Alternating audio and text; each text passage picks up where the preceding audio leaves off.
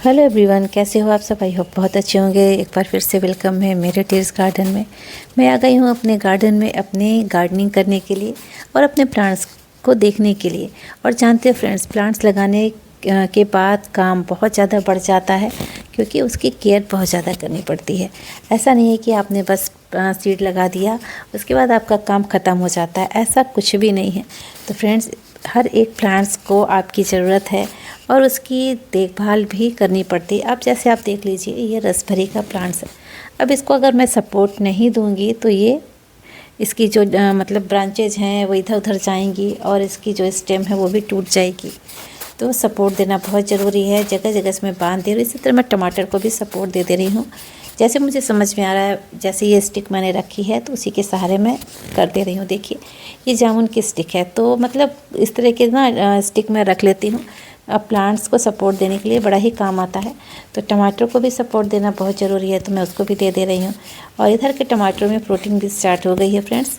और अभी मैंने कल लगाया भी है टमाटर, और अभी बहुत सारे प्लांट्स लगाने भी है। और देखिए, इस तरह की जो पत्तियां हैं नीचे से हटा भी देनी है।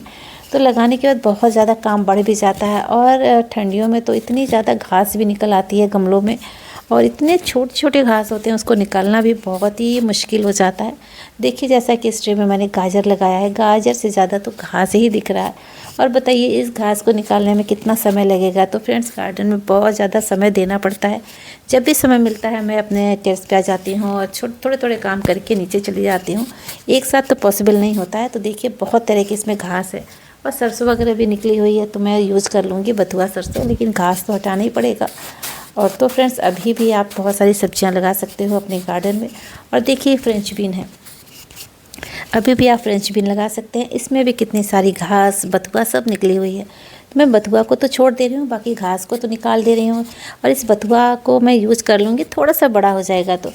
और एक्स्ट्रा अलग से बथुआ लगाने की ज़रूरत भी नहीं है। लास्ट ईयर मैंने सीड रखा था, बट मैंने देखा कि मेरे गार्डन में अपने आप से इतने सारे निकल आए हैं, तो मैं नहीं लगाऊंगी और इसी से मेरा काम चल जाएगा। बहुत सारे प्लांट्स निकले हुए हैं बथुआ के, टमाटर भी हैं। और देखिए, फ्रेंच बीन की ग्रोथ बहुत अच्छी हो रही है। और देखिए, इतने घास निकले हैं, अभी बहुत सारे घास छोटे छोटे हैं, थोड़े बड़े हो जाएंगे मैं उसको भी निकालूंगी। क्योंकि घास जो होता है ना, उसमें जब बीज होते हैं ना, बहुत छोटे होते हैं, जब वो गिरते हैं तो इतने ज़्यादा उसके प्लांट्स निकल आते हैं, समझ में नहीं आता है। और फ्रेंड्स, अगर आप धनिया भी लगाना चाहते हैं तो अभी भी लगा सकते हैं। और देखिए, कितनी अच्छी धनिया हुई है। मैं इसको आज हार्वेस्ट कर ले रही हूँ, खूब सारा धनिया। और नहीं, मैं काटूंगी ना तो नीचे की सारी पत्तियां ख़राब होने लगेंगी धीरे धीरे, और मैं काट लूँगी तो फिर से नई पत्तियां इसमें आएंगी। तो आप अभी भी धनिया लगा सकते हैं फ्रेंड्स। और घर के धनिया की, पालक की, बथुआ की तो बात ही अलग है, कोई भी सब्जियों की। और अगर आपके पास छत है ना, तो इतनी तरह की आप सब्जियां लगा सकते हो अपने टेरेस पे ना। और जब एक बार आप लगाना शुरू करोगे तो आपको इतना अच्छा लगेगा, मैं बता ही नहीं सकती। और ये ऐसा नहीं है कि एक दिन में मैंने इतना बड़ा गार्डन बनाया हुआ है। तो फ्रेंड्स, कई सालों से मैं छत पे गार्डनिंग कर रही हूँ, और एक दिन में नहीं, धीरे धीरे बहुत सारे ट्रे और गमले हो गए। पालक देख सकते हैं कितना बढ़िया हुआ। इसकी पत्तियाँ इतनी ज़्यादा सॉफ्ट है, मैं बता नहीं सकती हूँ, और टेस्ट भी बहुत बढ़िया है। और जैसे बाहर के पालक मैं लेके आती हूँ कभी, मुझे उसमें केमिकल की स्मेल आती है। लेकिन जब से मैं अपने छत पे पालक उगाने लगी हूँ, मैं बाहर के पालक खाना बंद कर दी हूँ, क्योंकि बहुत ज़्यादा ये सब दवाइयों का छिड़काव भी होता है। और पत्तेदार सब्जियों में अगर दवाइयों का छिड़काव है तो आप उसको तो छील भी नहीं सकते हो, और इसलिए आप पत्तेदार सब्जियां ज़रूर से उगाएं।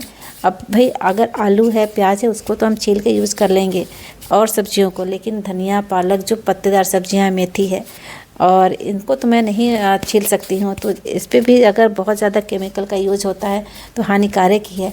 देखिए फ्रेंड्स, आज की ये हार्वेस्टिंग है। और वीडियो कैसी लगी ज़रूर बताइएगा फ्रेंड्स।